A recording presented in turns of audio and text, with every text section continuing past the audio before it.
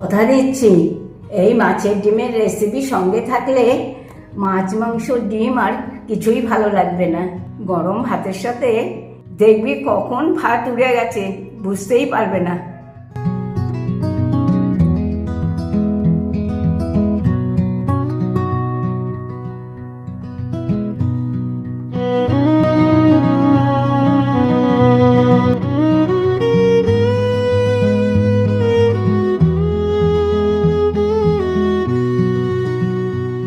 বন্ধুরা, তোমরা সবাই ভালো আছো তো? আজকে আবার চলে এসেছি পুরনো দিনের একটা রেসিপি নিয়ে। কি বলো তো? মাছের ডিমের চচ্চড়ি। নিয়ে নিয়েছি 200 গ্রাম রুই মাছের ডিম। এটাকে আমি ছোট ছোট করে কেটে ভালো করে ধুয়ে পরিষ্কার করে নিয়েছি। এর মধ্যে নিয়ে নিচ্ছি একটুখানি হলুদ গুঁড়ো, একটু কাঁচা লঙ্কা বাটা, নিয়ে নেব অল্প করে একটু নুন, সঙ্গে নিয়ে নিচ্ছি হাত মেপে 1 মুঠো ময়দা। এবার আমি এগুলোকে অল্প অল্প করে একটু জল দিয়ে মেখে নেব।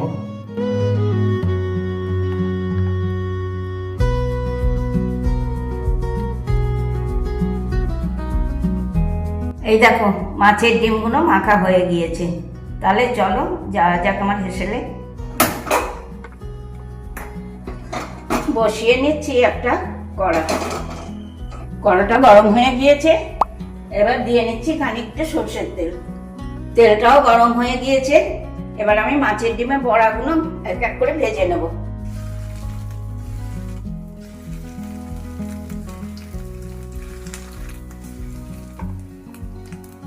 এবার আমি বড়াগুলোকে উল্টে পাল্টে ভেজে নেব।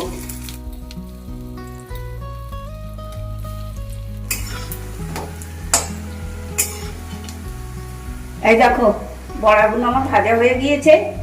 এবার আমি এটা একটা পাত্রে তুলে নেব আর এক এক করে বাকি বড়াগুলোও ভেজে নেব।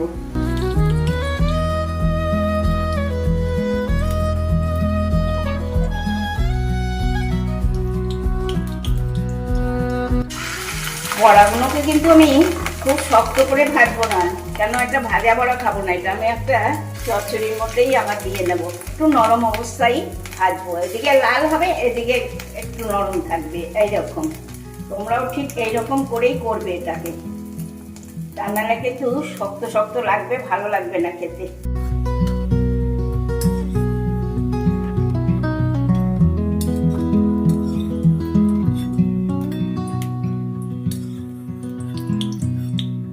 তোমরা দেখলে বড়াগুলো সব এক এক করে ভাজা হয়ে গিয়েছে। এবার সেই তেলেই আমি দিয়ে নেব আগে থেকে কেটে রাখা পেঁয়াজ কুচি।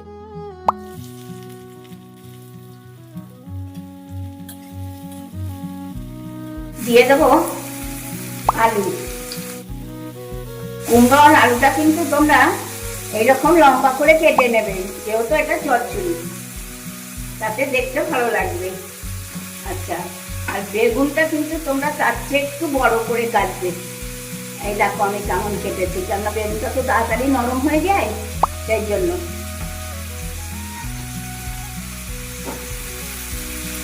এবার আমি ছোট চামচের 1 চামচ নুন দিয়ে নাড়াচাড়া করে এটাকে ঢাকা দিয়ে দেবো।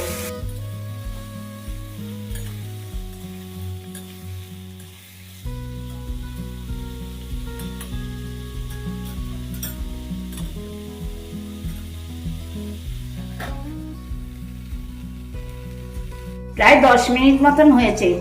এবার থালাটা তুলে দেখা যাক কি অবস্থা। অনেকটাই নরম হয়েছে। দেখেছো বেগুনগুলো কি সুন্দর ভাজার মতন হয়েছে। ভাজার মতন কি, মানে ভাজাই হয়েছে। আচ্ছা, এই সময় আমি দিয়ে নেব একটু টমেটো কুচি। ছোট একটা টমেটো আমি কেটে নিয়েছি এরকম করে। এবার এইটাকে দিয়ে আমি আরো কিছুক্ষণ ভেজে নেব।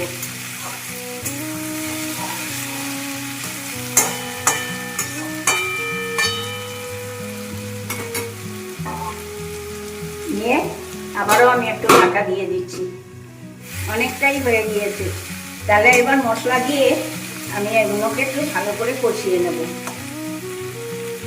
সবই নরম হয়ে গিয়েছে, তাহলে আমি মশলাগুলো দিয়ে নিই। আমি আগেই না অল্প করে একটু জল দিয়ে নেব, কেন বলো তো, তা নাহলে মশলাটা পুড়ে যাবে, এটা পুরো ভাজা হচ্ছে তো। এবার আমি মশলাগুলো দিতে থাকবো। দিয়ে দেবো 1 চামচ হলুদ গুঁড়ো, দেবো আদা রসুন বাটা, দেবো কাঁচা লঙ্কা বাটা, এবার দেবো ছোট চামচের 1 চামচ ঝাল লঙ্কার গুঁড়ো।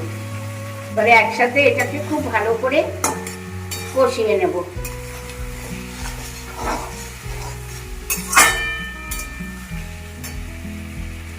আর বড়াগুলোকেও কিন্তু আমি এর মধ্যে দিয়ে নেব, দিয়ে একসাথে কষাবো।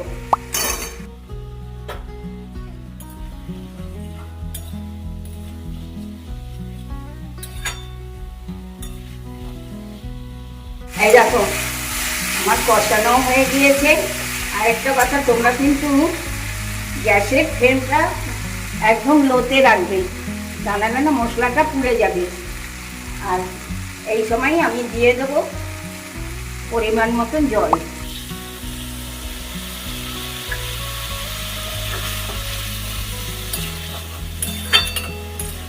এবার আমি আবারও ঢাকা দিয়ে দিচ্ছি, তাতে বড়াগুলো খুব নরম হবে। আর আনাজটা তো পুরো সেদ্ধই হয়ে গেছে, আর একটুও হবে। দেখো আবারও 5 মিনিট পর ফিরে এলাম। মাছের ডিমের চচ্চড়ি আমার কমপ্লিট। এবার নামাবার আগে আমি একটু ধনেপাতা কুচি ছড়িয়ে দেবো, দিয়ে এটাকে আমি নামিয়ে নেব।